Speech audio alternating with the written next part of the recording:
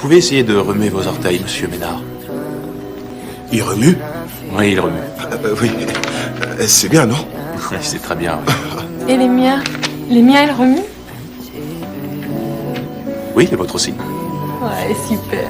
Georges, qui se tenait à côté, semblait très perplexe, car il avait vu de ses propres yeux que la femme, elle n'avait pas bougé ses pieds. Pourquoi le docteur Shep avait-il menti? Comme prévu, le docteur Shep donna ensuite son diagnostic. La colonne vertébrale de la femme était brisée, et ses chances de survie étaient presque nulles. Hélène avait désormais plus le choix. Ils devaient abandonner la femme, et concentrer tous leurs efforts sur elle, homme noir. Puis Bailey demanda à Georges de prévenir le bloc opératoire. Après un moment d'hésitation, Georges finit par exprimer ce qu'il ressentait vraiment. Elle plaisante. Comment peut-on dire à cette jeune femme qu'elle sera morte dans quelques minutes alors qu'elle est capable de plaisanter? Les médecins restèrent silencieux. En tant que médecin, ils ne pouvaient pas sauver chaque personne. Peu après, le docteur Shep expliqua la situation des deux patients. La femme ressentit peu à peu un malaise. Elle déclara qu'elle ne s'attendait pas à sortir rapidement de tel hôpital.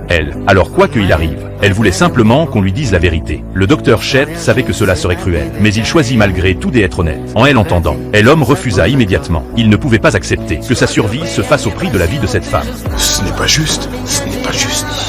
Ah non, pas juste dans l'autre sens non plus. La femme avait déjà accepté son destin. Son seul regret désormais était de ne pas avoir vu son fiancé arriver. Mais peut-être que c'était mieux ainsi. Hélène n'aurait pas à vivre d'une douloureuse séparation. J'ai eu quelques heures pour penser à tout ça, mais s'il devait me voir ou me parler dans cet état, je pense que ce serait bien trop dur.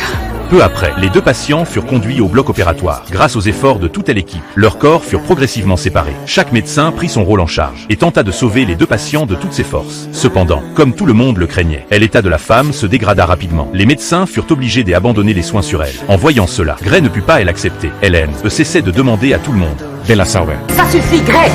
Meredith! Qu'est-ce qu'on fait? On peut pas l'abandonner! On a des obligations! Je m'en charge. Meredith, ça suffit, arrête. Ces lésions étaient trop graves. On savait qu'on ne pourrait rien faire. On doit la laisser partir.